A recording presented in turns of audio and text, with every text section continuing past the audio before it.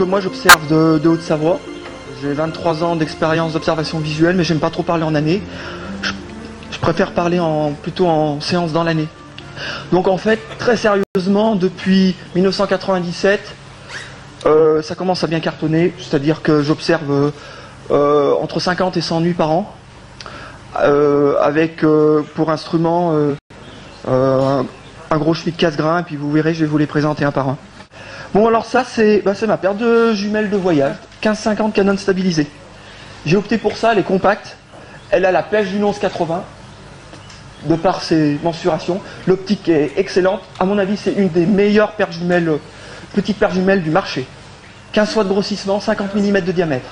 Alors, plus particulièrement adapté aux grands champs de voie lactée, également les nébuleuses obscures. Ça, paire jumelle, je dirais pas de voyage, mais d'altitude. Et là, je dessine les nébuleuses avec ça. Alors, grossissement 25 fois, avec oculaire interchangeable, 25 et 45. C'est une Miwoshi, 141 mm de diamètre. Là, c'est le, bon, là, vous voyez en position avec mon C14. Et alors, je l'ai optimisé un petit peu pour être le plus confortable possible pour dessiner et pour pas être embêté avec le peu de technologie qu'il y a. J'ai simplement le suivi équatorial, motorisé, très utile pour du dessin en haute résolution.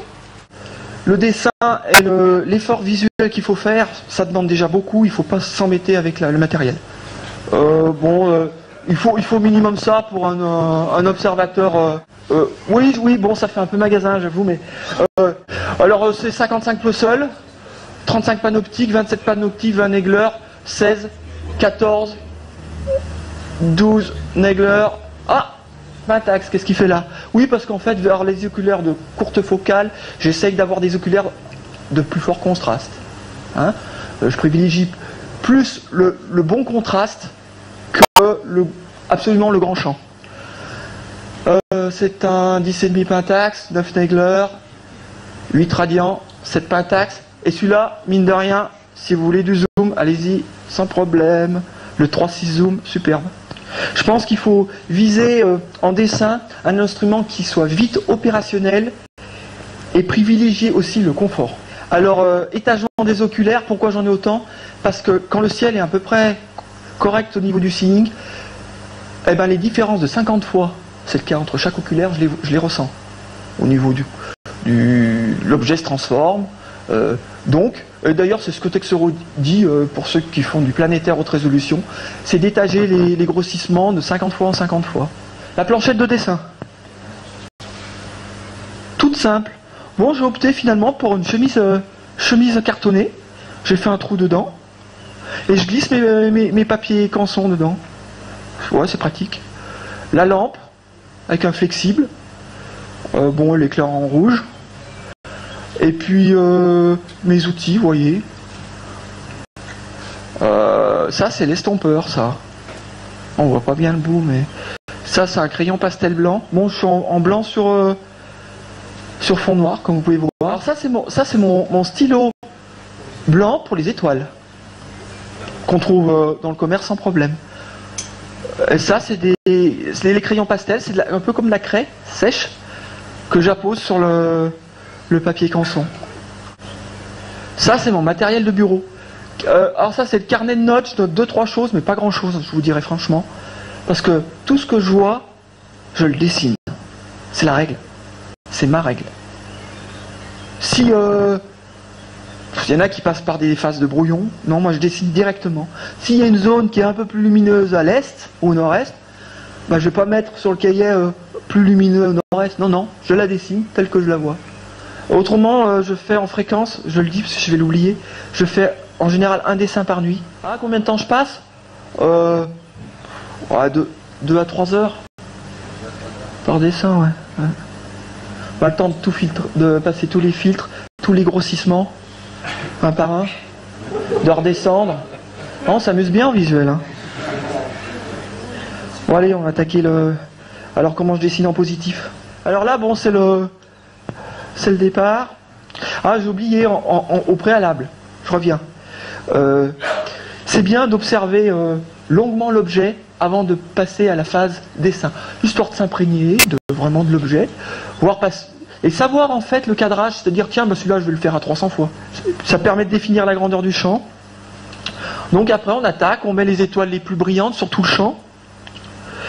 Alors ce qu'il faut, c'est en fait bien les positionner et essayer de respecter l'éclat. Donc ça avec le grossissement si vous voulez que vous êtes fixé au départ. Alors c'est important parce que ça sera vos futures balises lumineuses pour la suite. Hein. Allez, étape 2.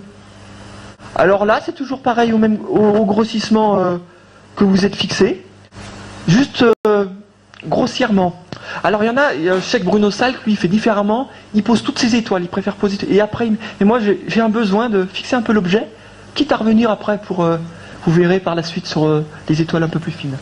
Bon attendez, alors là vous allez prendre peut-être un peu peur, mais bon, bah, c'est un peu ma... Voilà.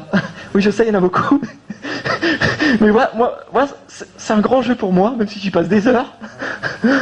Bah, je monte en magnitude. Je pense que c'est important d'avoir un bon fond. Ça vous rehausse un peu l'objet une fois fini. Esthétiquement, je trouve que c'est pas mal. Donc là, ça commence à progresser. Alors, regardez l'estompage maintenant, justement. Estompage de nuit. Bon, au bureau, on pourra déjà s'amuser à retoucher un peu les étoiles. Hein, parce qu'il y en a 2-3 qui sont pas belles. Hein, et les carrés. Alors là, ce qui est intéressant... Ouais, parce que bon, je suis un puriste et j'aime pas vraiment trafiquer mes dessins.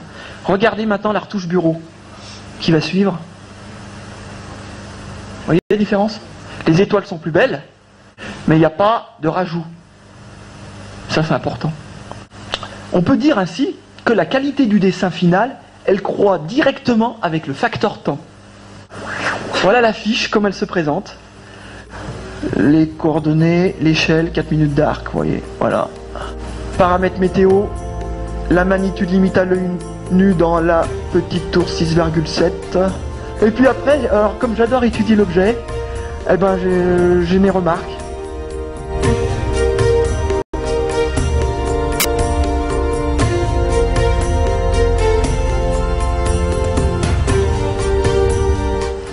Archivage, alors là on est super fiers, ça y est.